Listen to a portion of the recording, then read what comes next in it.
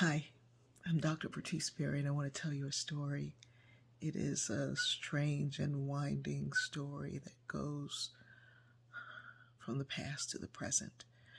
Um, John Hunn was the abolitionist who owned the plantation that my ancestors lived on during the period of enslavement. He was captured, arrested, found guilty of aiding and abetting fugitive slaves, fugitive runaways. The people were enslaved, they were not slaves. He was told by the judge that he could keep his house and land if he would swear to never assist another runaway. And he said, I will give my life and limb. You can take whatever I have, but I will not stop until this horrible institution is ended. He was assisting a family of, I think it was 12 people who were coming up from Maryland into Delaware and then on to the Philadelphia Commission. And Hunn lived in the lower part of the state. My great-grandfather, John Henry, was there with him, aiding and assisting fugitive runaways. The family that he was rescuing was a family known as the Hawkins, and the family was sold back into the Deep South. And I think, in fact, they were to be sold, but they were on the auction block, and Mr. Hawkins, his freedom was purchased by another abolitionist. And they said this man was shaking and quaking and thinking he was going to go to his death. And the lawyer who purchased his freedom whispered in his ear, "Thee have been bought with the coins of a friend." And so he was like overcome because he had been rescued. When I was a girl in high school, I sang in my choir and I sang in a trio. And Tia, my childhood best friend, sang with me in this trio. And then there was a girl named Kathy who sang with the trio. And then she decided she didn't want to sing anymore. And then our friend Terry sang with us in this trio.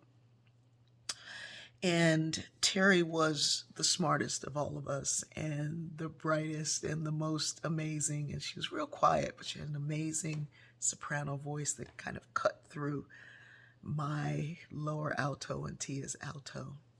It was really beautiful. We knew she was on her way to college and going to do great things. She was just that smart. But this guy who was popular with girls decided that Terry was going to be his girlfriend and then his wife.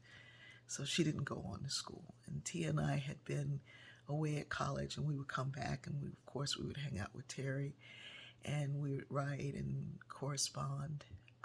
But then she suffered abuse in that marriage, tremendous domestic violence.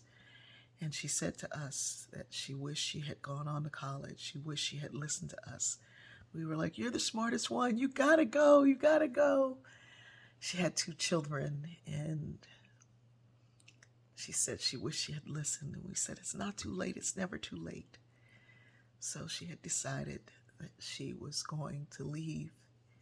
And one day, her soon-to-be ex-husband said he wanted to discuss some things with her, and he picked up her and the kids, and they were riding somewhere, and they got into an argument, and she ran out of the car, and he chased her down, and he stabbed her 17 times and killed her.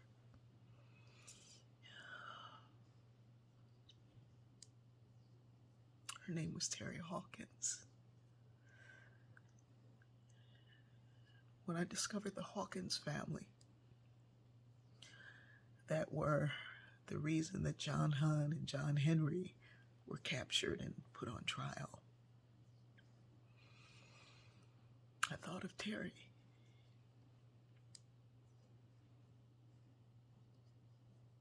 And I wondered if history was somehow repeating itself, or if maybe she was a descendant of that family.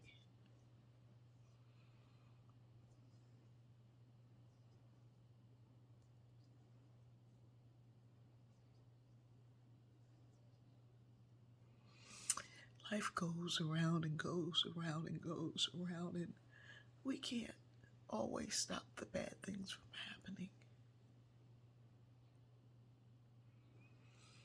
But we can provide the light, the love, and the freedom, joy, and the laughter that we need when we're there. I know I'll see her again.